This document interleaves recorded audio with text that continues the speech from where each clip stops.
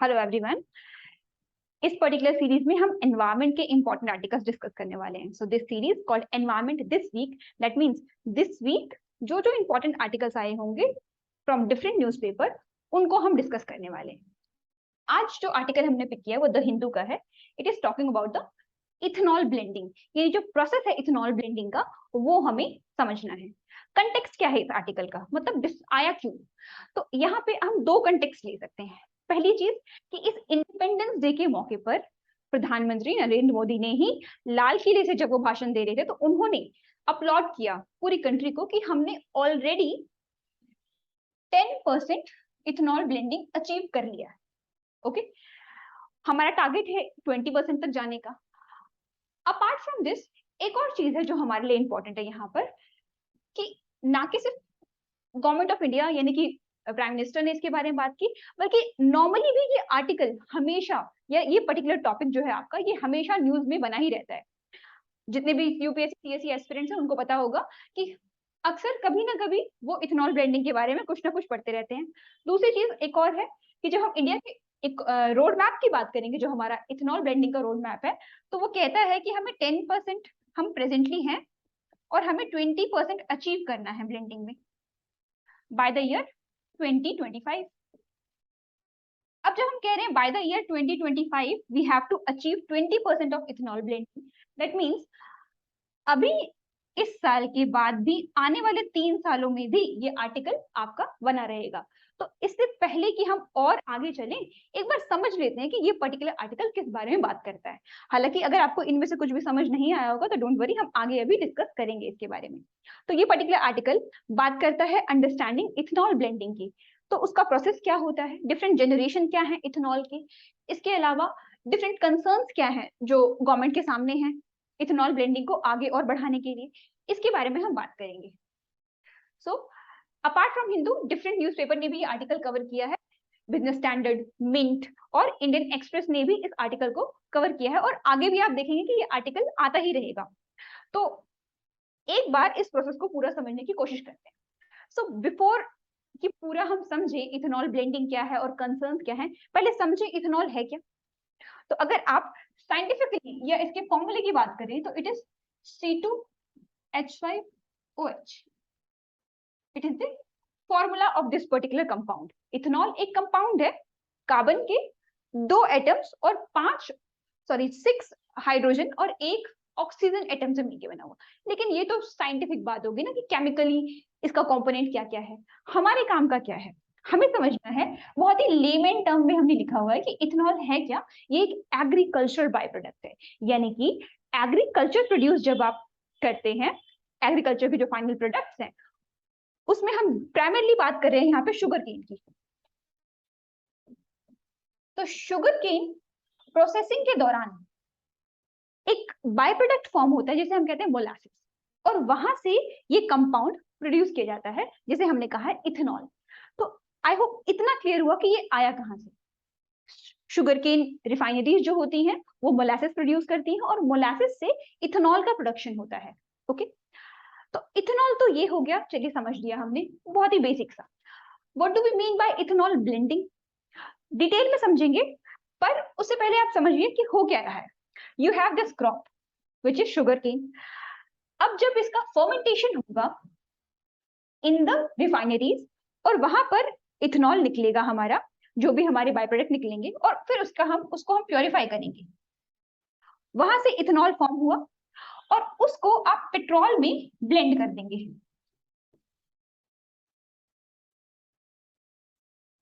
और फिर आपका फाइनल फ्यूल बनेगा जिसे आप फ्यूल स्टेशन पे एक्सट्रैक्ट कर रहे हैं। Still might be looking slightly complex. Okay, तो इसको और डिटेल में बढ़ेंगे, पर उससे पहले समझते हैं कि इसके बेनिफिट्स क्या है, क्यों इतना इथेनॉल ब्लेंडिंग हमें करना है, जरूरत क्या है इथेनॉल ब्लेंडिंग की, और इथेनॉल ब्लेंडिंग का मतलब क्या है। हालांकि आगे ये कवर है, बट स्टिल मैं आपको थोड़ा सा बता देती हूँ कि जो भी फ्यूल आप अपने 2 व्हीलर्स या फिर कार्स में डाल रहे हैं, यानी कि जो भी पेट्रोल आप अपनी गाड़ी में यूज करते हैं, उस पेट्रोल के कंपोनेंट में से 10% कंपोनेंट इथेनॉल का होता है एट प्रेजेंट। ओके, तो एट प्रेजेंट 10% कंपोनेंट आपके टोटल फ्यूल में से क्या होता है, इट इज इथेनॉल। तो जरूरत क्या है इथेनॉल की? पेट्रोल पे गाड़ी अच्छी चल तो रही थी, तो सडनली हमें क्या लगा कि इथेनॉल भी ब्लेंड करना चाहिए, जरूर इसका कुछ ना कुछ फायदा तो होता होगा। तो सबसे पहला फायदा तो इसका ये है कि इथेनॉल कंप्लीटली बर्न हो जाता है। दैट मीन्स इसके पीछे कोई भी रेसिड्यू नहीं बचता, लाइक कार्बन डाइऑक्साइड। ओके, तो कार्बन डाइऑक्साइड जैसी गैस ये प्रोड्यूस नहीं करता जब ये बर्न होता है। तो वो एक इंपॉर्टेंट एस्पेक्ट है जिसकी वजह से हम पेट्रोल में इथेनॉल की ब्लेंडिंग करते हैं। ओके, तो इथेनॉल ब्लेंडिंग क्या होता है ये आई होप थोड़ा सा आपको समझ आया होगा। नाउ अब कर क्यों रहे हैं, रीजन क्या है? एक रीजन तो ठीक है, हमने समझ लिया कि कार्बन डाइऑक्साइड का प्रोडक्शन नहीं हो रहा। अपार्ट फ्रॉम दिस हमें पता है कि इंडिया ऑलमोस्ट 80 to 85% डिपेंडेंट है ऑयल इंपोर्ट्स पे, यानी कि हमारी energy security.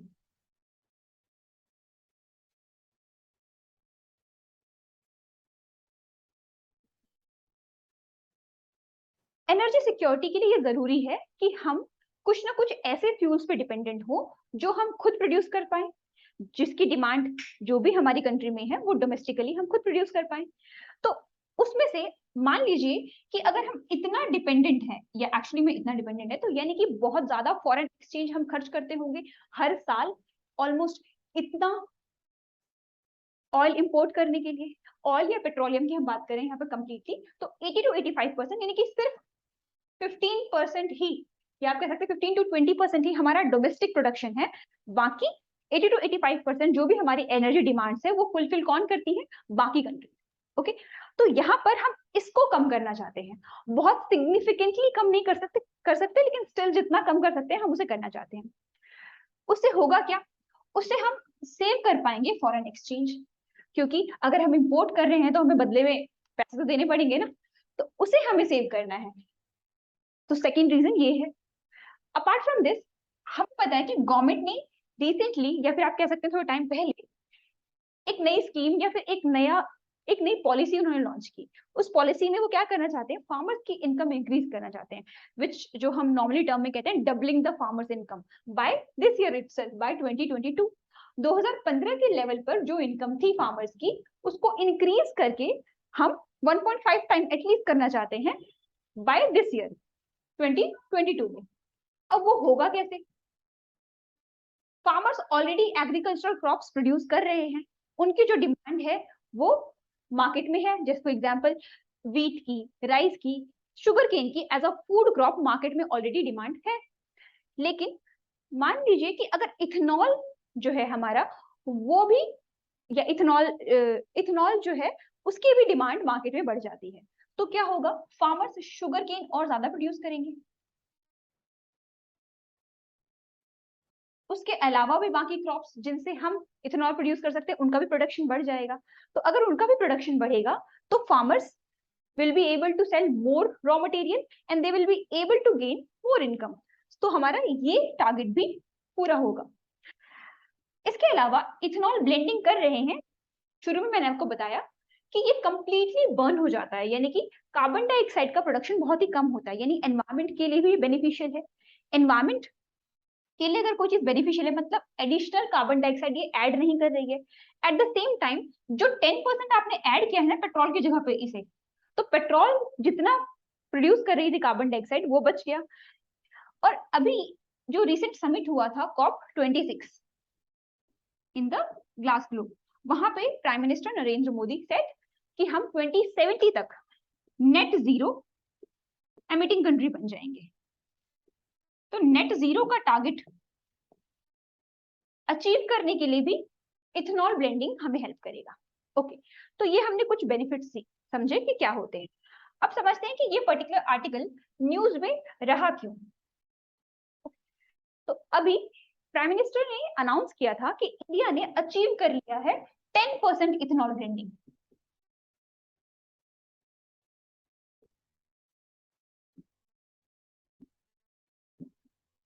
rather I should write it here itself। okay, so government said कि इंडिया ने ऑलरेडी अचीव कर लिया है 10% ऑफ इथेनॉल ब्लेंडिंग। हमारा टारगेट क्या है?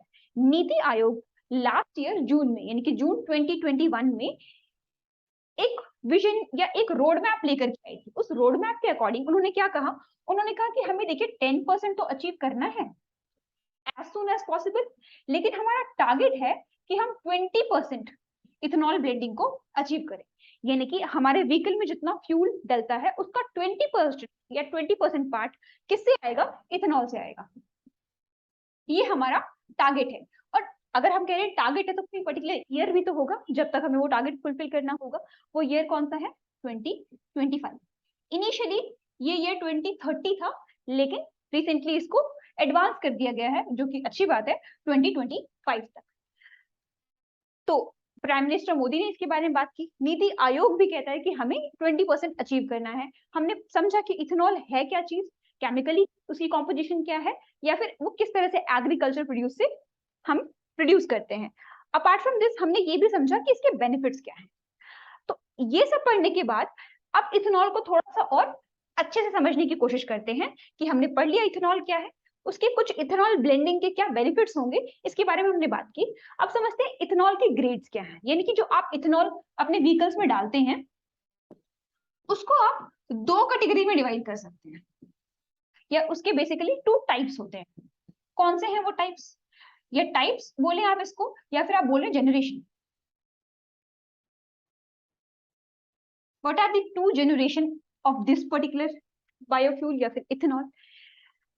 अब आप इथेनॉल के प्रोडक्शन के लिए रॉ मटेरियल कौन सा यूज कर रहे हैं, किस तरह का रॉ मटेरियल हम यूज कर रहे हैं इथेनॉल को प्रोड्यूस करने के लिए। शुरू में मैंने डिस्कस किया कि शुगर केन से प्रोड्यूस करते हैं, राइट। तो किस तरह का रॉ मटेरियल हम यूज कर रहे हैं उसके बेसिस पे हमने कैटेगराइज कर दिया इथेनॉल को into 2 parts, that is first generation ethanol and the second generation ethanol. समझना बहुत ईजी है, सब कुछ याद नहीं रखना, सिंपल सी बात याद रखनी है कि मोस्टली इथेनॉल प्रोडक्शन के लिए शुगर केन को यूज करते हैं। ओके, तो अगर आप शुगर केन को यूज करें तो एक बार मैं बता रही थी आपको कि शुगर केन को यूज करते हैं और उससे बनता है मोलासिस, और मोलासिस से हम प्रोड्यूस करते हैं इथेनॉल। ओके, सो तो प्राइमरली इंडिया में और मोस्टली हर जगह पर ही शुगर केन जो है वो एक प्राइमरी रॉ मटेरियल है जिससे कि हम मोलासिस प्रोड्यूस करते हैं और वहां से इथेनॉल, यानी कि कोई भी जो आपका इथेनॉल है जो कि मोलासिस से प्रोड्यूस हो रहा है तो उसको हम बोलेंगे फर्स्ट जनरेशन इथेनॉल। अब मोलासिस के अलावा आप कोई भी अदर कमोडिटी अगर यूज करते हैं तो उसको हम बोलेंगे सेकेंड जनरेशन। तो मोलासिस के अलावा हम क्या यूज कर सकते हैं, we can use rice straw, wheat straw, corn cob, bagasses, bamboo, woody biomass, यानी इनमें से आप कुछ भी यूज करें तो उसको हम बोलेंगे सेकेंड जनरेशन ऑफ इथेनॉल। अब ये सब ठीक है, पर इसका बेस कहां से आया या फाउंडेशन क्या है। तो 2018 में गवर्नमेंट ऑफ इंडिया एक पॉलिसी लेकर आई थी जिसे हम कहते हैं नेशनल बायोफ्यूल पॉलिसी। तो नेशनल बायोफ्यूल पॉलिसी 2018 ये बात करती है about different categories of biofuel. ये कहती है कि किस तरह से इंडिया इंपोर्ट्स पे डिपेंडेंट है। इंडिया एनर्जी के लिए, अपनी एनर्जी रिक्वायरमेंट के लिए 80 to 85% इंपोर्ट्स पे डिपेंडेंट है। इसीलिए ये जरूरी है कि हम अपनी इंपोर्ट डिपेंडेंस को कम करें और गवर्नमेंट ऑफ इंडिया क्या करे, वो ज्यादा एनकरेजमेंट दे डिफरेंट फार्मर्स को ताकि वो बायोफ्यूल का प्रोडक्शन करें। ओके, तो व्हाट आर बायोफ्यूल्स। अब यहां से हमें समझना है कि बायोफ्यूल है क्या। नाम से ही क्लियर है, जब भी आप किसी भी नाम के आगे बायो लगा देखते हैं तो आपको पता चल जाता है कि ये लिविंग ऑर्गेनिज्म से रिलेटेड है। जब भी हम लिविंग ऑर्गेनिज्म की बात कर रहे हैं तो ये हो सकते हैं इधर प्लांट या फिर बाकी कोई ऑर्गेनिज्म, बेसिकली एनिमल्स की हम बात कर रहे हैं, ठीक है। और यहाँ पे एनिमल्स में हम बड़े नहीं बल्कि माइक्रो ऑर्गेनिजम्स की बात कर रहे हैं।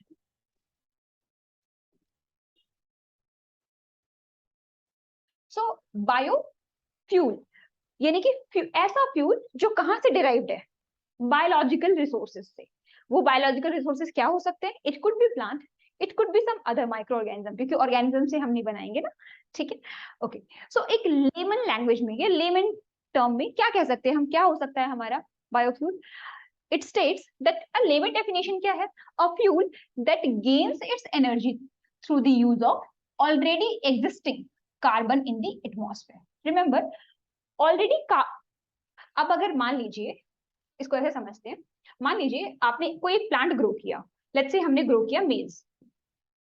ओके, तो मेज का जो प्लांट है या फिर ये जो क्रॉप है आपकी, जब ये ग्रो होगी तो उस ग्रोइंग पीरियड के दौरान वो एटमॉस्फेयर से जो कार्बन डाइऑक्साइड है उसको यूज करेगी इन इट्स ग्रोथ पीरियड, अपनी ग्रोथ के लिए। ओके, तो इसने कोई एडिशनल कार्बन डाइऑक्साइड प्रोड्यूस नहीं किया, बल्कि जो ऑलरेडी एटमॉस्फेयर में प्रेजेंट था कार्बन डाइऑक्साइड उसे यूज किया। ओके, और उसे यूज करके इसने कैप्चर कर दिया। अगर आप इसे बर्न करते हैं नाउ, कि ये प्लांट जो है जितना आपने इसमें से कॉर्न कॉब निकाल ली, और उसके बाद जो बचा है आप उसे बर्न करते हैं। जब आप उसे बर्न कर रहे हैं तो आप कोई एडिशनल कार्बन डाइऑक्साइड नहीं डाल रहे हैं, एडिशनल CO2 आप रिलीज नहीं कर रहे हैं एनवायरमेंट में। ये कौन सा कार्बन डाइऑक्साइड रिलीज कर रहा है? वो जो इसने अपनी ग्रोथ पीरियड के दौरान ही कैप्चर किया था। तो इसको हम कहते हैं बायोफ्यूल। तो ऐसा बायोफ्यूल जो क्या करे, एनर्जी, अब ये हमें जब आप इसे जलाएंगे तो एनर्जी तो मिलेगी आपको in the form of heat, in the form of light. तो दोज एनर्जी वो कहाँ से आई है? Basically existing carbon dioxide in the atmosphere. और इसकी अगर लीगल डेफिनेशन या ज्यादा हम कहें और बेटर डेफिनेशन जो एग्जैक्टली डिफाइन करे इसको, तो हम कह रहे हैं कि any fuel with an 80% minimum content by volume of the material derived from living organism harvested within the 10 years preceding its manufacture। अब थोड़ा कॉम्प्लेक्स लग रहा होगा, let me simplify it for you. हम कह रहे हैं कि कोई भी ऐसा फ्यूल जिसका जो 80% कंटेंट है ना वो लिविंग ऑर्गेनिज्म से आता हो, और जब हम 80% की बात कर रहे हैं we are saying minimum 80% by volume, यानी जितना भी उसका वॉल्यूम है इस पर्टिकुलर फ्यूल का, उस वॉल्यूम का 80% जो है वो किससे आ रहा है? From the living organism. Okay, अच्छा, और ये जो लिविंग ऑर्गेनिज्म जिसकी हम बात कर रहे हैं ना, ये इन द रिसेंट 10 ईयर के अंदर ही हुआ होना चाहिए। यानी कि अगर आप किसी एल्गी की बात कर रहे हैं तो वो आज से पिछले 10 साल के बीच में जो एल्गी बनी है, या तो उससे ये फ्यूल आना चाहिए।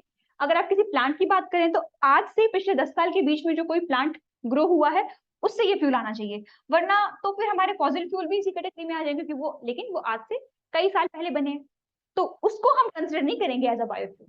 ठीक है, इतना क्लियर है? वरना हो सकता है हमें से कुछ लोग ये सोचे तो फिर प्रॉब्लम क्या है with fossil fuel? Fossil fuel भी तो लिविंग ऑर्गेनिज्म और प्लांट से ही बने थे।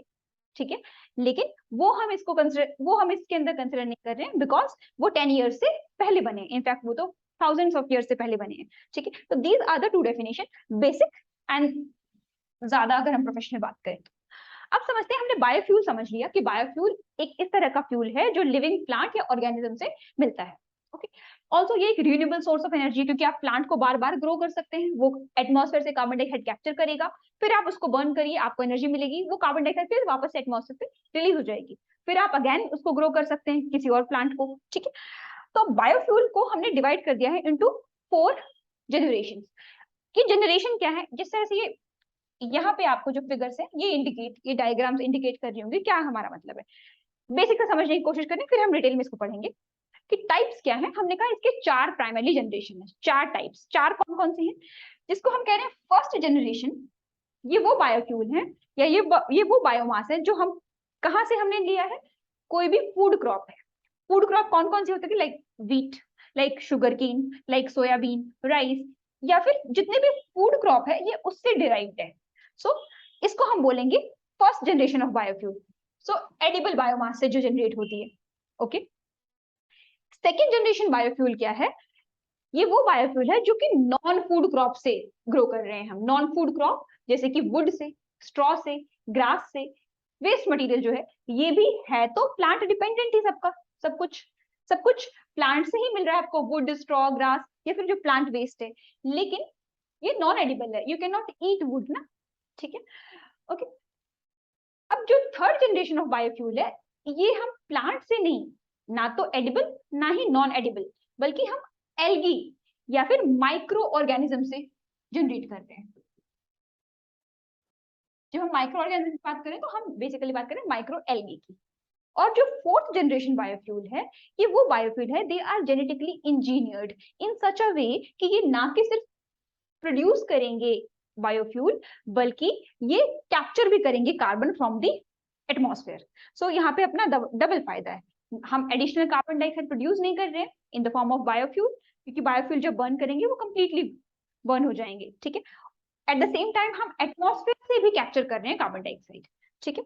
तो लेकिन हालांकि ये दोनों जो है स्टिल अभी प्रॉपरली डेवलप नहीं हो पाई है, स्टिल हम इन दोनों पे अटके हुए हैं, फर्स्ट जनरेशन और सेकेंड जनरेशन की। अब आपको याद आया होगा जब इथेनॉल ब्लेंडिंग की बात करें तो हमने इथेनॉल में भी कंपैरिजन किया था कि वहां पे दो जनरेशन है इथेनॉल के, first generation and second generation.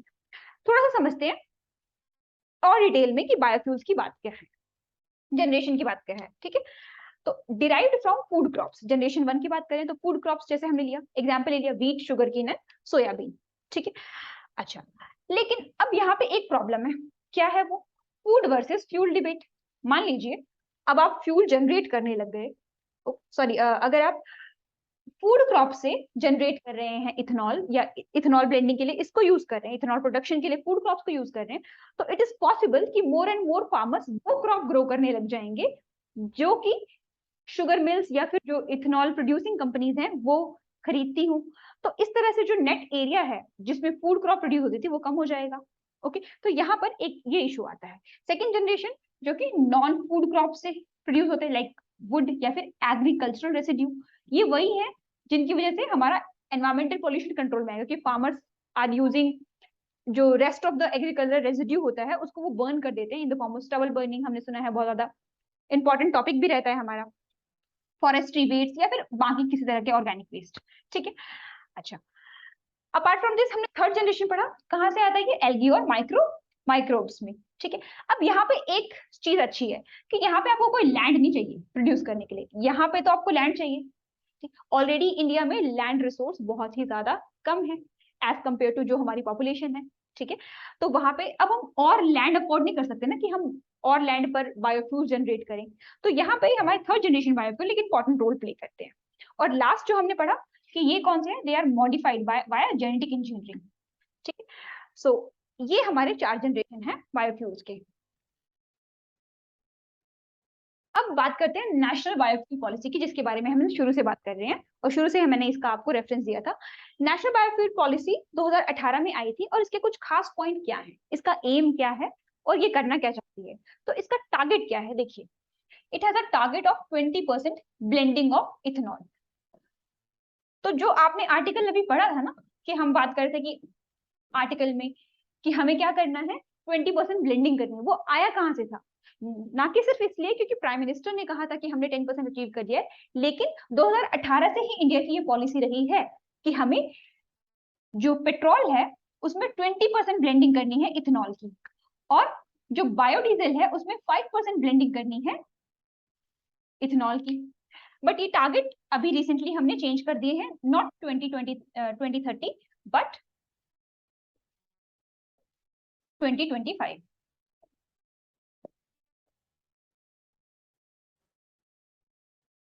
Okay, सो ये हमारा प्राइमरली इस पर्टिकुलर पॉलिसी का टारगेट ये था कि 20% पेट्रोल में और 5% डीजल में हमें ब्लेंडिंग करनी है बाय द ईयर 2025। इसके अलावा ये क्या करती है पॉलिसी, ये इस पॉलिसी ने बायोफ्यूल्स को कैटेगराइज कर दिया है on the basis of, basically उनका नाम क्या दिया इसने, इसने बोला एडवांस बायोफ्यूल और दूसरा बेसिक बायोफ्यूल। ठीक है, और लास्ट ये बायो सीएनजी की भी बात करती है। तो बेसिकली एडवांस बायोफ्यूल और basic biofuel. So with the thrust on advance biofuel the policy indicates a bio. तो ये फंडिंग की बात है, कितना फंडिंग ये देंगे। हालांकि हमें जो याद रखने वाली बात है, ये मेन इसका एम क्या है, दूसरा कि ये पॉलिसी क्या करती है, कैटेगराइज करती है बायोफ्यूल्स को इनटू बेसिक बायोफ्यूल जिसकी हम बात कर रहे हैं फर्स्ट जनरेशन वाली। ठीक है, और दूसरे है हमारे एडवांस बायोफ्यूल, ये कौन से हैं, सेकंड जनरेशन वाली, और जो एल्गी बेस्ड बायोफ्यूल है जो कि थर्ड जनरेशन वाली। तो इसने कैटेगराइज किया है into 3 different parts. Apart from this government ये भी कहती है इस पॉलिसी के अंदर कि हम और ज्यादा एनकरेज करेंगे फार्मर्स को कि वो और ज्यादा प्रोड्यूस करें बाकी एग्रीकल्चरल क्रॉप्स जहां से आप बायोफ्यूल को प्रोड्यूस कर सकते हैं। इसके अलावा अब इतना सब कुछ करने के लिए एक नेशनल लेवल एजेंसी हो, कुछ ऐसी या फिर कोई ऐसी एजेंसी हो जो सपोर्ट कर पाए इतने सारे काम को, तो उसके लिए उन्होंने बोला है कि हम एक नेशनल बायोफ्यूल कोऑर्डिनेशन कमिटी भी स्टैब्लिश करेंगे which is under ministry of petroleum and natural gas. ठीक है, जो कि वर्क करेगी इन सब चीजों के ऊपर। और जब भी हम कोई नई चीज लाते तो रिसर्च डेवलपमेंट तो करते ही हैं हर चीज में। ठीक है, तो और इसके अलावा हम क्या करें, रिसर्च और डेवलपमेंट करेंगे। ठीक है, जिससे कि हम बायोफ्यूल को जनरेशन में और ज्यादा अच्छे से टेक्निक को यूटिलाइज कर पाए और न्यू टेक्निक्स भी डेवलप करेंगे। ठीक है, अच्छा उससे पहले एक और चीज है हमारी कि गवर्नमेंट क्या चाहती है कि हम बायोडीजल प्रोडक्शन के लिए क्या यूज करें, एडिबल ऑयल सीड्स, वो ऑयल सीड्स जिसको हम खा सकते हैं, एडिबल मतलब वही होता है ना, ठीक है। एंड यूज्ड कुकिंग ऑयल, आपको पता होगा जब भी आप स्ट्रीट फूड खाने जाते होंगे तो आपने ध्यान दिया होगा कि वो एक ही ऑयल को बार बार यूज करते हैं, जो कि हमारी हेल्थ के लिए ठीक नहीं है। तो उस ऑयल को गवर्नमेंट एम करती है कि उसको यूज किया जाए for the production of biofuel, ठीक है। तो ऐसा ऑयल जो बार बार यूज हो रहा है उसको हम यूज करें for the production of biofuel. Apart from this हम क्या करेंगे, हम कह रहे हैं कि बायोडीजल प्रोडक्शन के लिए भी हम एडिबल ऑयल सीड को यूज करेंगे। जब हम ऑयल सीड पढ़ेंगे, इनफैक्ट ऑयल सीड्स में जब भी आप बात करते हैं तो आप उसमें कहते हैं कि गवर्नमेंट ने बायोफ्यूल पॉलिसी जब से इंप्लीमेंट करनी शुरू करी है तब से इसका प्रोडक्शन भी कंप्लीटली, थोड़ा सा सिग्निफिकेंटली तो नहीं बट कुछ हद तक बढ़ गया है, ठीक है। और एक रिपोजिटरी तैयार करने वाले हैं, national biomass repository bye conducting appraisal of biomass across the country, जिसमें हमने पता करेंगे कौन कौन से बायोफ्यूल्स अवेलेबल हैं और कितना कितना है, क्या क्या चीजें हैं। तो ये बेसिकली इस बायोफ्यूल पॉलिसी के कुछ एक इंपॉर्टेंट पॉइंट्स हैं, जिसमें सबसे इंपॉर्टेंट क्या है कि हमारा एम क्या है, हम अचीव क्या करना चाहते हैं इस पॉलिसी की हेल्प से। हम अचीव करना चाहते हैं कि 20% ब्लेंडिंग कर पाए इथेनॉल इन द पेट्रोल और 5% इन द डीजल। उसके अलावा हमने क्या किया है, हमने कैटेगराइज कर दिया है बायोफ्यूल को into first, second and third generation. Apart from this हम रिसर्च एंड डेवलपमेंट में काम करें, एक नेशनल लेवल पे हमने कमेटी सेटअप कर दी है जो इसके ऊपर ध्यान देगी। और दूसरा, बायोडीजल की प्रोडक्शन के लिए एडिबल ऑयल को हम यूज करने वाले हैं, ठीक है। आगे बढ़ नाउ, अब बेनिफिट्स क्या होंगे इस बायोफ्यूल पॉलिसी के, इंप्लीमेंट तो कर दें, ठीक है, अच्छा है, 20% ब्लेंडिंग होगी, पर अपार्ट फ्रॉम दैट क्या कोई और भी बेनिफिट है? तो गवर्नमेंट ने क्या कहा, देखिए, एडिशनल इनकम टू फार्मर्स, यानी कि फार्मर्स को और ज्यादा इनकम मिलेगी। क्यों मिलेगी, हम डिस्कस कर चुके हैं, क्योंकि वो और ज्यादा फूड क्रॉप्स ग्रो करेंगे। उन फूड क्रॉप्स को जो शुगर मिल्स हैं या फिर जो डिफरेंट कंपनीज हैं जो इथेनॉल प्रोडक्शन में के लिए रिस्पॉन्सिबल होंगी, वो प्रोक्योर करेंगी, वो यूज करेंगी, और इस तरह से फार्मर्स की इनकम बढ़ेगी। इंपोर्ट डिपेंडेंसी जो है क्रूड के ऊपर वो कम होगी। इनफैक्ट टारगेट तो ये कहता है कि ऑलमोस्ट पर ईयर हम $4 बिलियन बचा पाएंगे। तो एनुअली हम $4 बिलियन सेव कर पाएंगे अगर हम इस पॉलिसी को प्रॉपरली इंप्लीमेंट करें तो, ठीक है। एनवायरमेंट क्लीन होगा, एनवायरमेंट क्लीन होगा इन 2 वेज। पहला तो ऑब्वियसली हम पेट्रोल की जगह पर 20% क्या यूज करने वाले हैं, बायोफ्यूल। और दूसरा रीजन क्या होगा, क्योंकि जो रेसिड्यूअल क्रॉप्स हैं, जो एग्रीकल्चर रेसिड्यू है, उसको यूज करेगी government for the production of biofuel. उससे होगा क्या, जो स्टबल बर्निंग का केस होता था वो काफी हद तक कम हो जाएगा और फार्मर्स को एक एडिशनल इनकम भी मिलेगी। हेल्थ बेनिफिट्स तो मिलेंगे ही through encouraging utilisation of used cooking oils, क्योंकि यूज्ड कुकिंग ऑयल्स को अगर गवर्नमेंट बायोफ्यूल पॉलिसी के से रिलेट कर पाए और उससे इंटीग्रेट कर पाए, तो क्या होगा, जो भी आपके स्ट्रीट सेलर्स हैं या जो बाकी जगह पर जो हम यूज करते हैं edible oil again and again, उसका यूटिलाइजेशन कम हो जाएगा। They will start using the fresh oils, और जो यूज्ड ऑयल है उसको यूज करेंगे as for the production of biofuels. Apart from this, waste to wealth, why waste, क्योंकि जो भी एग्रीकल्चरल वेस्ट है उसको यूटिलाइज करेंगे हम for the production of biofuel. अच्छा, ऑल्सो म्युनिसिपल सॉलिड वेस्ट भी यूटिलाइज कर सकते हैं, जो भी हमारे एग्रीकल्चर वेस्ट है, या फिर जो भी हमारे जिनको हम कहते हैं, okay, I'm unable to recollect the particular term, but any waste which is related to plant or animal residue, okay. Apart from this, infrastructure में भी इन्वेस्टमेंट होगा इन द रूरल एरियाज। क्यों, क्योंकि वहां पर भी 2G बायो रिफाइनरीज सेटअप होंगे, क्योंकि एग्रीकल्चर प्रोड्यूस तो रूरल एरिया ही करेंगे ना, एग्रीकल्चर प्रोडक्ट तो वहीं से मिलेगा। तो उस एरिया और उसके आसपास में ही इथेनॉल ब्लेंडिंग प्लांट लगेगा, उस एरिया उसके आसपास में इथेनॉल जनरेशन प्लांट लगेगा। तो वहां पर क्या होगा, इन्वेस्टमेंट होगा, जहां पर रोड्स और बाकी टेक्निक्स नहीं अवेलेबल होंगी, जो बाकी इंफ्रास्ट्रक्चर अवेलेबल नहीं होंगे, with the help of this policy वो भी कहीं ना कहीं शुरू हो जाएगा।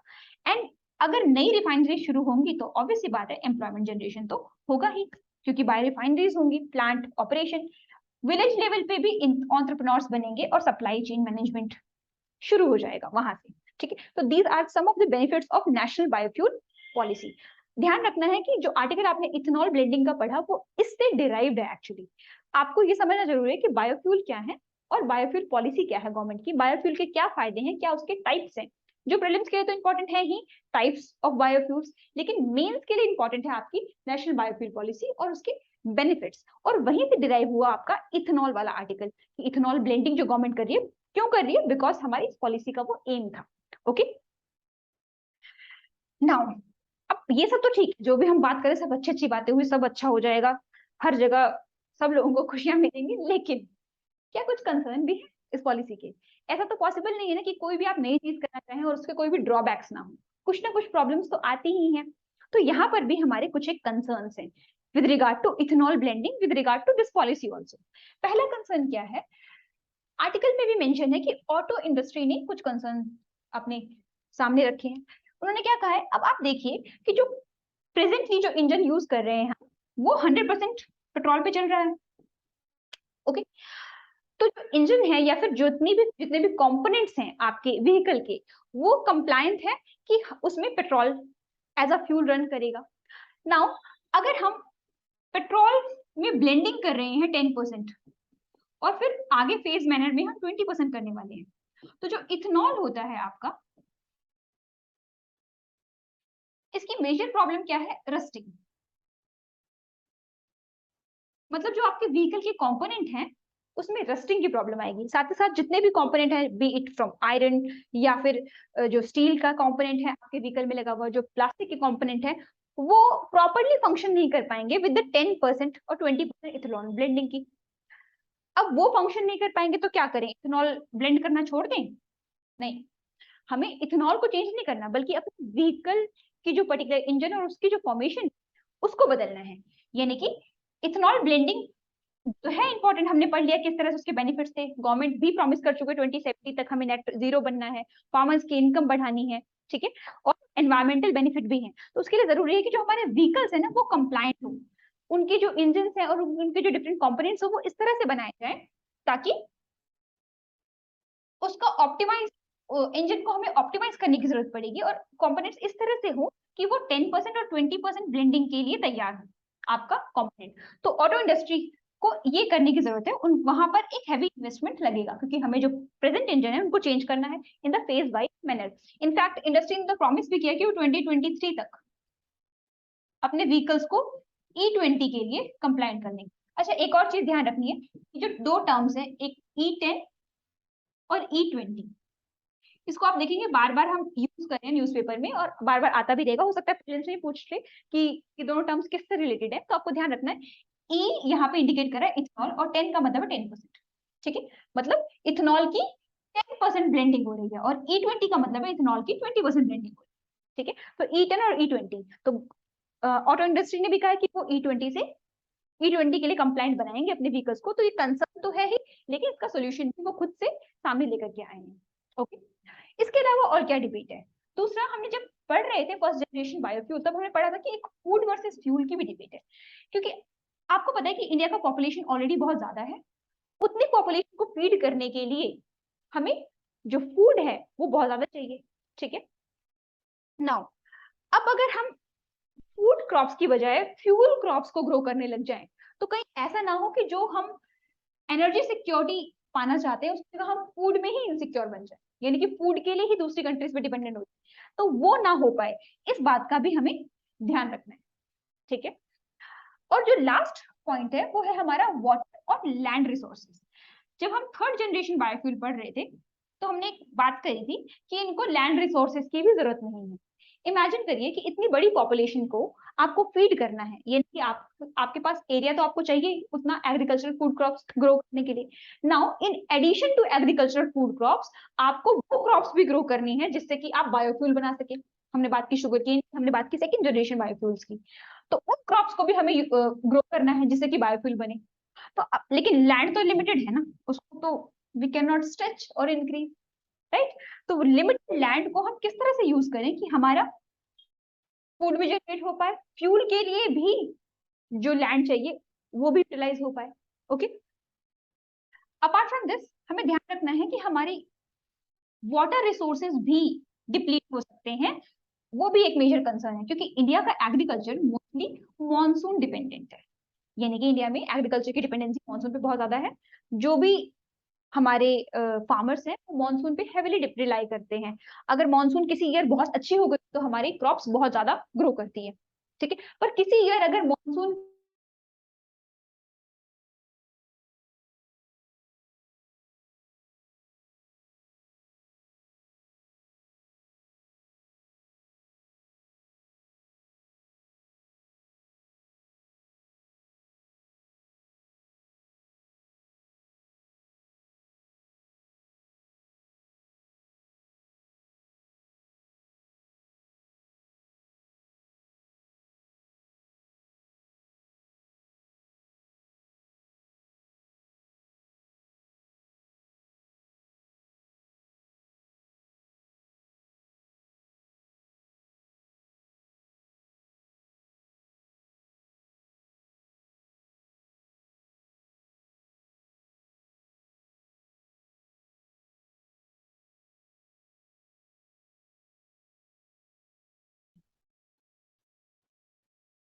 सो हम वाटर की बात कर रहे थे कि किस तरह से वाटर के केस में भी इंडिया वल्नरेबल है, या फिर इसके केस में भी कंसर्न्स हैं हमारे। क्या कंसर्न्स है? स्पेशली आर्टिकल टॉक्स अबाउट एक पर्टिकुलर डेटा की। आर्टिकल क्या कहता है कि आप देखिए, आपको 1000 किलोग्राम अगर आपके पास शुगर केन है तो उससे ऑलमोस्ट हम 70 किलोग्राम, सॉरी नॉट 70, यस 1000 अगर किलोग्राम शुगर केन है तो उससे 100 किलोग्राम शुगर हम प्रोड्यूस करते हैं। ओके, तो ऑलमोस्ट कितना, 1/10 इतना शुगर हम प्रोड्यूस कर रहे हैं। और इससे भी almost 70 litres of petrol, litres of ethanol बनेगा। तो इसके बाद जब आप कंपैरेटिव एनालिसिस करते हैं इसका, तो आपको पता चलता है कि ऑलमोस्ट 1 लीटर इथेनॉल प्रोड्यूस करने के लिए हमें 2860 लीटर्स वाटर चाहिए। यानी कि अगर 1 लीटर इथेनॉल प्रोड्यूस कर रहे हैं उसके लिए हम लगभग 3000 लीटर पानी यूज कर रहे हैं। तो इंडिया ने अगर इस तरह की intensive crop, water intensive crop like sugar cane से इथेनॉल प्रोड्यूस करना शुरू किया, तो क्या होगा, जो रिसोर्सेज हम बचाने की कोशिश कर रहे हैं वहां पे हम वाटर रिसोर्सेज को डिप्लीट करना शुरू कर देंगे। तो एक ये कंसर्न भी है इसके रिगार्डिंग। यही रीजन है कि गवर्नमेंट ऑफ इंडिया जो है वो सेकेंड जनरेशन बायोफ्यूल पे ज्यादा फोकस कर रही है। सेकेंड जनरेशन बायोफ्यूल में वेस्ट आते हैं, म्यूनिसिपल वेस्ट, जिनसे आप बायोफ्यूल प्रोड्यूस करेंगे, इथेनॉल आप प्रोड्यूस करेंगे। तो बाकी नॉन फूड क्रॉप्स जो है हमारी, जिसमें कि शुगर केन नहीं है, ठीक है। तो ये हमें ध्यान रखना है कि हालांकि हम प्रोड्यूस करना चाहते हैं बायोफ्यूल, लेकिन इन कंसर्न्स को भी हमें याद रखना है। ओके, नेशनल बायोफ्यूल पॉलिसी भी इन सब चीजों के बारे में बात करती है। तो इन द एंड आपने देखा कि ये पर्टिकुलर आर्टिकल जो था, ये हमारा प्रीलिम्स और मेंस दोनों के लिए इंपॉर्टेंट था। प्रीलिम्स के कंटेक्स्ट में हमने समझा इथेनॉल ब्लेंडिंग क्या है, इथेनॉल क्या है, इथेनॉल। अच्छा, एक चीज और ध्यान रखिएगा, इथेनॉल और पेट्रोल की अगर हम बात करें तो इथेनॉल जो है वो उतना एफिशिएंट नहीं है एज कम्पेयर टू पेट्रोल। मतलब पेट्रोल की कैलोरीफिक वैल्यू ज्यादा होती है। मतलब आप अगर same amount of petrol burn करेंगे और same amount of ethanol burn करेंगे तो पेट्रोल में ज्यादा एनर्जी प्रोड्यूस होगी एज कम्पेयर टू इथेनॉल। लेकिन फिर भी इथेनॉल ज्यादा बेहतर फ्यूल है, बिकॉज यहाँ पे कार्बन डाइऑक्साइड का प्रोडक्शन नहीं हो रहा है, लेकिन नाइट्रोजन और नाइट्रोजन के ऑक्साइड का प्रोडक्शन तो हो रहा है, ठीक है। सो ये कुछ हमने पॉइंट्स डिस्कस किए जिसमें कि आपने समझा कि प्रीलिम्स पर्सपेक्टिव से क्या इंपॉर्टेंट है, इथेनॉल को समझना, इथेनॉल ब्लेंडिंग को समझना, इथेनॉल की डिफरेंट जो जनरेशन है फर्स्ट और सेकंड हमने उसको समझा, बायोफ्यूल्स क्या होते हैं हमने उनके बारे में पढ़ाई करी, और हमने क्या समझा, बायोफ्यूल्स की डिफरेंट जनरेशन क्या है। मेंस के पर्सपेक्टिव से हमने समझा कि इस इथेनॉल ब्लेंडिंग का इंपॉर्टेंस क्या है, इसकी इम्प्लीकेशंस क्या है। अपार्ट फ्रॉम दिस हमने इस आर्टिकल को इससे भी रिलेट किया नेशनल बायोफ्यूल पॉलिसी से, क्योंकि मेनली वहीं से ये आर्टिकल डिराइव्ड होता है, नेशनल बायोफ्यूल पॉलिसी, उसी के अकॉर्डिंग ही तो ये सारा प्रोग्राम चल रहा है इथेनॉल ब्लेंडिंग का, ठीक है। सो वो हमारे मेंस के लिए इंपॉर्टेंट हो जाता है। तो ये पर्टिकुलर आर्टिकल हमने कंप्लीटली कवर करने की कोशिश करी है। इसके अलावा एक माइन्यूट सा फैक्टर आप याद रखिएगा कि हम अचीव तो करना चाह रहे हैं 20% ब्लेंडिंग, पर क्या हम अकेले ही हैं दुनिया में जो चल पड़े हैं 20% ब्लेंडिंग करने के लिए? क्या कोई और भी है? तो हाँ, आर्टिकल्स बताता है हमें कि countries like United states of America, countries like Canada, also Brazil, China, ये सब भी इथेनॉल ब्लेंडिंग की तरफ काम कर रहे हैं। लेकिन अगर हम कंपैरिजन की बात करें तो देखिए, जो ब्राजील है इसने एक लॉ बनाया और उस लॉ के अंदर इन्होंने ऐसा कंपल्सरी कर दिया कि आपको 18 टू नियरली 27% ब्लेंडिंग तो करनी ही पड़ेगी अपने पेट्रोल में इथेनॉल की, ठीक है। तो देखिए, एक ऐसी कंट्री जो ब्रिक्स का पार्ट है, यानी ये भी एक तरह की काइंड ऑफ डेवलपिंग कंट्री है, तो अगर ये कर सकते हैं तो इट इज पॉसिबल कि इंडिया भी करे, ओके। और in the year 2021 they have also achieved this 27% blending, approximately it's 26.5, so 27% blending they have achieved. So हम भी कर सकते हैं, इससे हमें एक encouragement मिलता है, ओके। सो ये चीज भी हमें एक ध्यान में रखने वाली बात है, ठीक है। तो ब्राजील का हमने एग्जाम्पल लिया, जब भी हम मेंस आंसर राइटिंग करेंगे तो उसमें हम ये एग्जाम्पल दे सकते हैं। ऑल्सो इससे एक और चीज क्लियर है, आप देख रहे हैं इन्होंने 27% किया, यानी कि हमारा अभी टारगेट सिर्फ 20% है, लेकिन आगे हम इसको जरूर इंक्रीज करेंगे। क्यों इंक्रीज करेंगे? क्योंकि बाकी कंट्रीज भी इंक्रीज कर रही हैं। तो यानी कि ये टॉपिक आने वाले भी कई सालों तक न्यूज में बना रहेगा।